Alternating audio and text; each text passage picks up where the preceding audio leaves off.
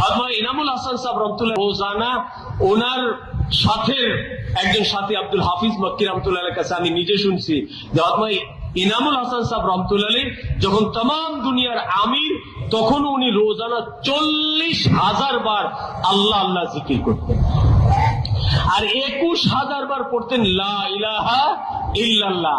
উনি আমাদের মতো আমার মতো এত বড় বয়ানী ছিলেন না।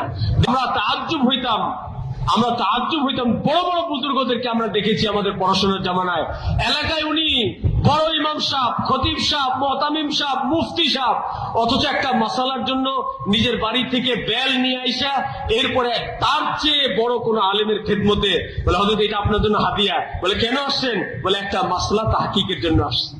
আর আমাদের অবস্থা হইলো কোন একটা মাসলা যদি সামনে আসে তো আমরা তো মাশাআল্লাহ চলতে চলতে এত হুজুরদের সোহবত উঠাইছি, এখন কোন আলেম পাশে থাকলেও কথা রাখেন আপনি পরে কোয়েন আমি অমুক হুজুরের সাথে সফর করছিলাম এইটা শুনছি। আমাদের মাসলা বলার জজবা এই পরিমাণ যে খোদ আলেম না হয়েও আমরা মাসলা বলার জজবা রাখি।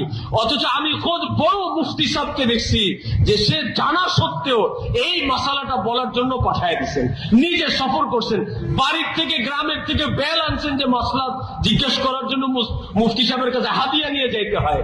এই সুন্নতকে আমরা দফন করে ফেলছি। আল্লাহ